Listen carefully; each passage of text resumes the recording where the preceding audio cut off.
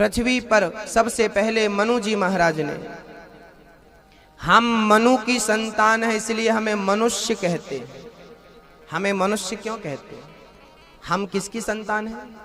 हम मनु महाराज की संतान हैं। मनु के पुत्र ही मनुष्य कहलाए। मनु जी महाराज की 3 पुत्रियां भई हैं, 2 पुत्र हुए, आकुति, देवहूति और प्रसूति, प्रियव्रत और उत्तानपाद। आकुति का विवाह रुचि प्रजापति से हुआ, जिनके यहाँ साक्षात यज्ञ भगवान भये। देवहूति का विवाह करदम जी से हुआ। करदम जी जंगल में बैठे तपस्या कर रहे थे। ये ब्रह्मा जी के मानस पुत्र हैं, छाया पुत्र हैं। ब्रह्मा जी के ये पुत्र करदम जी जंगल में बैठे भगवान का ध्यान लगा रहे थे। तभी मनु जी अपनी पुत्री लेकर पहुंच गए। महाराज, मेरी पुत्री से आप विवाह कर लो, क्योंकि आपके जैसा तपस्वी मुझे दामाद मिल जाए, ये मेरी बेटी का और मेरा परम सौभाग्य होगा। पहले के लोग अपनी बेटी के लिए ऐसा लड़का खोजते थे जो भक्ति भाव में डूबा हो, प्रेम में, सदाचार में, धर्माचरण में डूबा हो। पर आज के लोग, आज के माँ बाप तो लड़के का मात्र पैसा देखते हैं, कितना पैसे वाला है, उसका आचरण नहीं देखते कि वो किस आचरण का है। याद रखना, अधिक पैसे वाला गंदे ही आचरण का होगा। जो मेहनत से कमा करके उठा है वही पैसे का सदुपयोग कर सकता है। जो पिता की संपत्ति में मदमस्त है वो तो बिगड़ा ही होगा। सुरा सुंदरी में मस्त हो जाते हैं।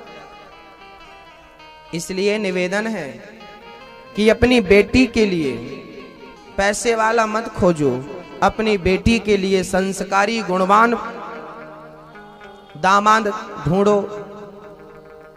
और पुरुषों को भी चाहिए कि वो अपने बच्चों के लिए, माता पिता को भी चाहिए कि वो अपनी बेटी के लिए तो अच्छा ही वर ढूंढें, लेकिन वर के लिए चाहिए कि वो वर वधू जो है, लड़की जो है, कन्या जो है, वो भी संस्कारी हो। समस्याएं तो सबसे बड़ी ये है कि आज सबको पैसा चाहिए। पैसे से संबंध होते हैं और पैसे के संबंध होते हैं। संस्कार की तो कोई वैल्यू ही नहीं बची, संस्कारों की किसी को आवश्यकता ही नहीं बची, क्योंकि लोगों ने शरीर को भोग का साधन समझ रखा है। शरीर का उपयोग मात्र भोग के लिए ही लोगों ने करना आरंभ कर दिया है। अरे ये शरीर भोग के लिए नहीं दिया ईश्वर ने, साधन धाम मोक्ष कर द्वारा ये मोक्ष पाने के लिए परमात्मा ने आपको शरीर दिया था, लेकिन वो शरीर सिर्फ भोगों में ही लगा है। ईश्वर ने हमें ये जो शरीर दे रखा है, इस शरीर की उपयोगिता क्या है? ईश्वर की प्राप्ति, परमात्म तत्व की प्राप्ति कर लेना ही इस शरीर का लक्ष्य है। लेकिन आज भोगों के लिए मरा जा रहा है प्राणी। आदत बिगड़ चुकी है, भंवरे में फंस चुका है, भंवर में फंस चुका है। प्राणी भोगों के भंवर में फंसा है, वासनाओं के भंवर में फंसा हुआ है, और ये बार बार गोता खा रहा है, डूब रहा है, कष्ट में पहुंच रहा है, चिल्ला रहा है, बचा लो बचा लो। भगवान कई बार उबारते भी हैं, फिर फंस जाता है।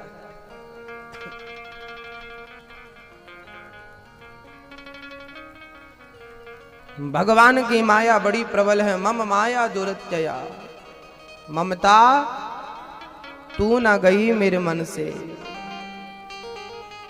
है ना। ममता तू न गई मेरे मन से, ममता तू न गई मेरे मन। ममता कौन? ममता कौन? आपकी भतीजी? वो वाली ममता नहीं। ममता माया मोह, हाँ, ममता ममता में बूढ़ा व्यक्ति भी फंसा हुआ है, ये मेरा बेटा है, ये मेरी बहू है, ये मेरा नाती है। देखो संसार के लोगों को कहता है ये मेरा है, ये मेरा है, लेकिन भगवान मेरे हैं उसे कोई नहीं याद दिलाता, याद करता कि ये भी बाल पक गए, सफेद हो गए बाल। मानो ये बाल कहते हैं कि भाई हमने अपना रंग तो बदल दिया है, अब तुम अपना कब बदलने वाले हो। पर आदमी है बड़ा चतुर, मेहंदी पोत के काला कर लेता है। बाल परेशान है बेचारे, बार बार सफेद हो रहे हैं। ये बोलते हैं यार अब तो मत ढको, अब तो दिखने दो कि बुढ़े हो गए हो। अपना बुढ़ापा ये मेहंदी लगा करके ना बाल नहीं ढकते, अपना बुढ़ापा ढकते हैं। पर माया कब तक? अच्छा आप जवान कब तक रहना चाहते हैं? कभी बूढ़े होंगे कि नहीं? सच्चाई यही है कि आपको एक ना एक दिन चाहो मत चाहो बुढ़ापा होना पड़ेगा। बुढ़ापे की ओर अग्रसर हम हो चुके हैं, बुढ़ापा आना निश्चित है। तो बुढ़ापा आ गया है, बुढ़ापे में शरीर की शक्ति जो है ना क्षीण हो जाती है, खत्म हो जाती है। शक्ति अब बची नहीं, अब जितनी भी शक्ति बची है परमात्मा की प्राप्ति में उस शक्ति को खर्च कर दो, समर्पित कर दो। और जब समय हाथ से पूरा निकल जाएगा फिर पश्चाताप करोगे। और अब पछताए हो तो क्या, जब चिड़िया चुग गई कुछ बचा ही नहीं। अभी बहुत कुछ है मैया, अभी फिर भी शक्ति है। एक लोटा उठाने की ताकत यदि आपके अंदर है, एक पुष्प भी उठाने की आपके अंदर यदि शक्ति है, तो इतनी शक्ति में भी आप परमात्मा को प्राप्त कर सकते हैं। क्योंकि बहुत शक्ति नहीं लगती उसके लिए। शादी विवाह करना बुरा नहीं है, घर गृहस्थी बसा लेना बुरा नहीं है, लेकिन घर गृहस्थी में फंस करके परमात्मा को भूल जाना बुरी बात है। याद रखो उसे, उसका स्मरण बना रहे।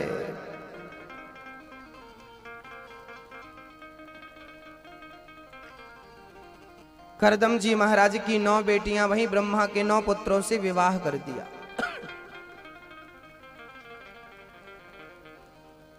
अब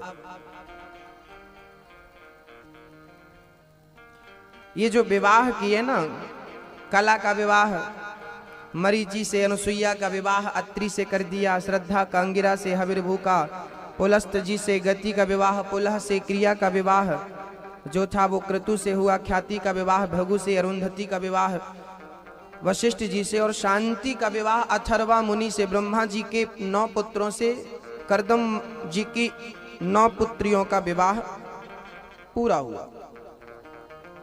अब करदम जी देवहूति से बोले, देवी देखो बेटियां हुई और मैंने उनका घर बसा दिया, अब मैं मुक्त हो गया ऋण से, अब मुझे आज्ञा दो, मैं भजन करने जा रहा हूं। देवहूति ने चरण पकड़ लिए, स्वामी जी बेटियां तो पराया धन होती हैं, यदि आप हमें छोड़कर जाएंगे तो हम किसके भरोसे रहेंगे, हमारे भरोसे के लिए एक पुत्र हमें दे दीजिए।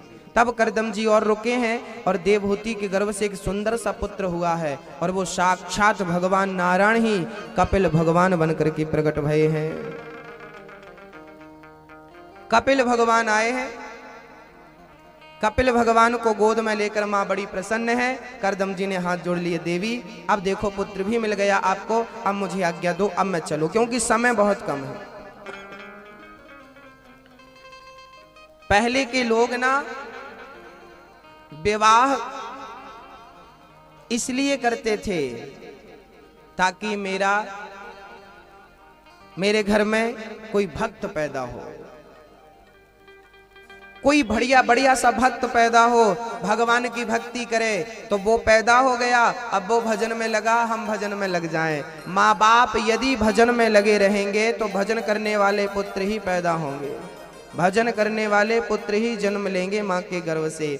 इसलिए मेरा निवेदन है कि माँ बाप के संस्कार बच्चों पर पूरे ही पहुँचते हैं, इसलिए माँ बाप को संस्कारी होना आवश्यक है।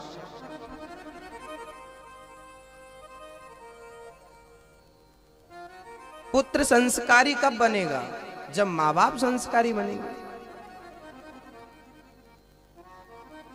करदम जी निकल पड़े। जंगल में जाके उन्होंने अपना ध्यान परमात्मा की ओर, परमात्मा के श्री चरणों में लगा दिया। बेटा हो जाए, बेटी हो जाए, विवाह हो जाए, बड़े हो गए, अपने काम धंधे से लग गए, अब आप छोड़ो घर गृहस्थी। अर्थ यह नहीं है कि आप सीधे वृंदावन चले जाओ या हरिद्वार चले जाओ ना, आप घर में ही रहो, लेकिन घर में रहकर कैसे? जैसे कमल का पुष्प कीचड़ में रहता हुआ भी कीचड़ से दूर रहता है, ऐसे घर गृहस्थी में रहकर भी घर गृहस्थी की मोह माया से दूर रहा करो। घर में रह करके भी आप साधु जैसा जीवन व्यतीत कर सकते हैं। साधु बनो। साधु कौन? केवल कपड़ा पहनने वाला साधु नहीं है कि भगवा पहन लिया तो साधु बन गया। आप साड़ी पहनी हो तो साड़ी पहन करके भी आप साधु बन सकती हो मेरी माँ। और आप दादाजी पैंट शर्ट पहन करके भी साधु बन सकते हो। साधु के लिए कपड़ा बदलना जरूरी नहीं होता, साधु के लिए पोशाक बदलनी जरूरी नहीं होती, साधु के लिए मन बदलना जरूरी होता है। तन से कपड़े उतर जाएं उसका नाम साधु नहीं है, बल्कि मन से संसार उतर जाए इसका नाम साधु है ना? तन से वस्त्र उतरे ना उतरे, आप जिस वस्त्र में हो बहुत अच्छे हो, उसी वस्त्र में रहो। वस्त्र बदलने की जरूरत नहीं है, विचारधारा बदलने की जरूरत है। वस्त्र बदलने की जरूरत नहीं है, सोच बदलने की जरूरत है। सोच कैसी हो? घर गृहस्थी में रहो, नाती पंती संती यंती के बीच में रहो, बेटा बहू के बीच में रहो, लेकिन रहते हुए भी बेटा बहू से दूर रहो। पहले के लोग घर गृहस्थी क्यों छोड़ देते थे? क्योंकि कारण था। बोले कारण ये था कि घर गृहस्थी में रहो तो माया घेरती है, परेशान करती है, इसलिए दूर रहो। क्योंकि घर में रह करके इनसे बच पाना बड़ा मुश्किल। दोनों बातें हैं। अभी आप बहुत खुश हो गए थे कि बस गुरुजी ने बोल दिया कि घर में ही रह के और किनारा पकड़ लो, वो सही है, वो सही है। लेकिन भारत जी जंगल चले गए थे घर गृहस्थी छोड़कर, और जंगल में उनका मन मृग में लग गया था। तो जंगल में भी मन कहीं ना कहीं लग ही जाता है, तो घर में लग गया और लग जाए तो आश्चर्य मत समझना, क्योंकि साधु संत वही है जो अपने मन से ही संसार को निकाल फेंकते हैं।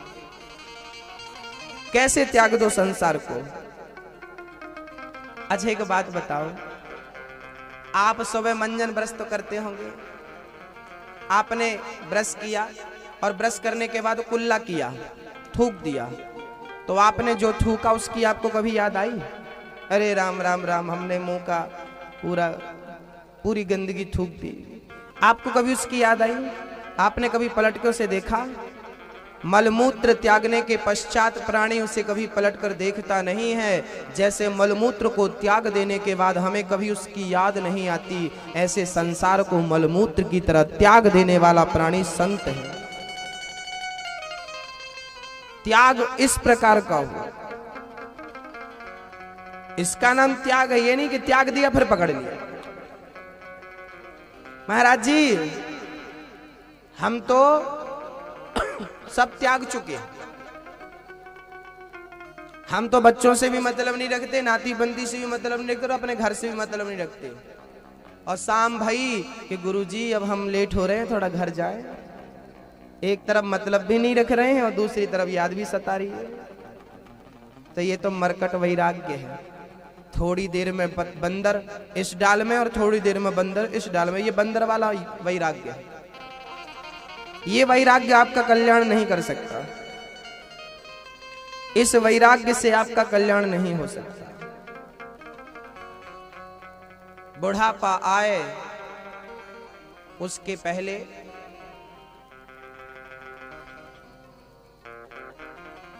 भगवान आ जाए, गोविंद आ जाए।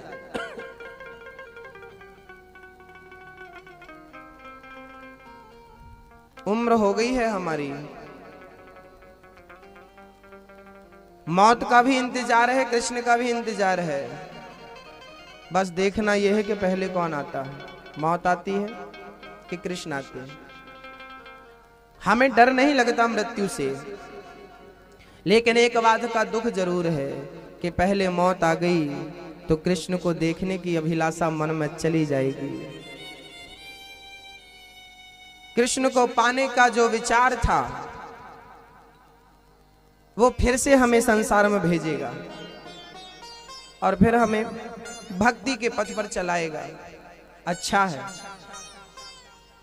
यदि इस जन्म में हम भगवान का भजन करें और भगवान को पाने के लिए रोते रोते यदि प्राण त्यागें तो अगले जन्म में बचपन से ही आपका मन भगवान में लगा रहेगा और बहुत बड़े भक्त बन करके आप समाज के लिए एक उदाहरण बन जाएंगे,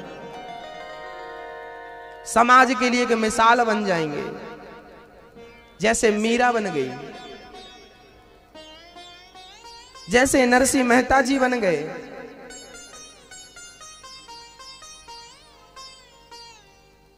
नरसिंह मेहता जी का पुत्र जब मरा, लोगों ने कहा नरसिंह आपके बेटे की मृत्यु हो गई। नरसिंह जी करताल लेकर के नाचने लगे। लोगों ने कहा नरसिंह जी पागल हो गए हो क्या? नरसिंह जी बोले पागल नहीं हूं, खुश हूं, आज आपका पुत्र मरा और आप खुश हो। नरसिंह जी ने कहा अभी पुत्र था तो उसकी चिंता बनी रहती थी, भगवान ने मुझे चिंता मुक्त कर दिया है, ये उसका एहसान है, उसका धन्यवाद मैं कैसे दूं। मेरे भजन में मेरा पुत्र बाधा था, उसकी चिंता होती थी, उसकी परवरिश करने की मुझे चिंता सताती थी, ईश्वर ने वो चिंता अपने हाथों ले ली। ईश्वर जो करता है अच्छा करता है, हमें उसकी मर्जी में प्रसन्न रहने की आदत बना लेनी चाहिए। नरसिंह जी की बेटी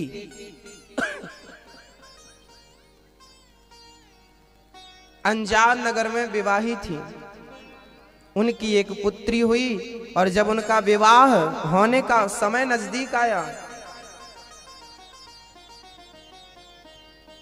लंबी लिस्ट भेज दी ससुराल वालों ने, इतना मायरा लेके आओ, इतना सामान लेकर आओ, इतनी व्यवस्था करो। नरसिंह जी महाराज को जब पता चला कि हमारी बेटी की बेटी का विवाह है, नरसिंह जी खुश हो गए। बेटा तो भगवान के घर चला गया, पर बेटी को तो पिता का ही इंतजार होता है, बेटी तो पिता को बहुत प्रेम करती है। आज मुझे अपनी बेटी से, पुत्री से मिलने जाना चाहिए। और नरसिंह जी जाए कैसे?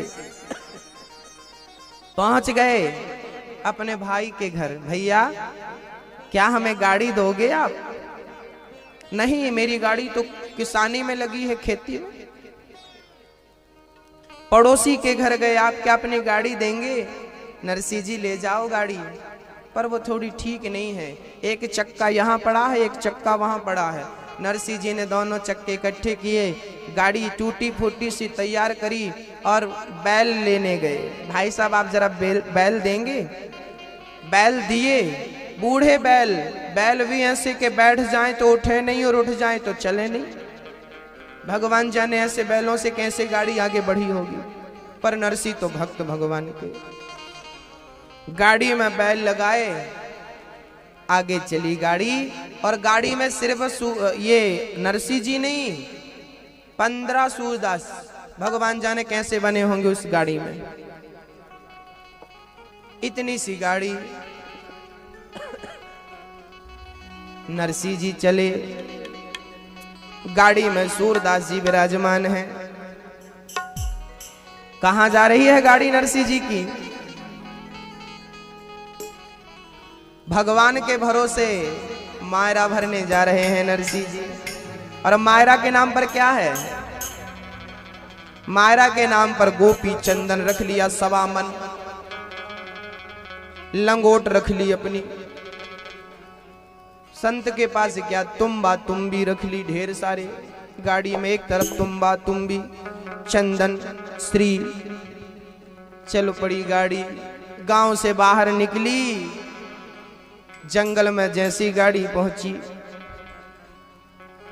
रात का वक्त था, गाड़ी थोड़ी ही चली तो एक चक्का गाड़ी से निकल करके दूर चला गया और बाकी जो गाड़ी थी ऐसी भई कि गाड़ी ऊपर, नरसिंह जी नीचे, सूरदास जी ऊपर, गाड़ी उनके ऊपर। सूरदास जी बोले, अरे नरसिंह कहाँ है गो भैया?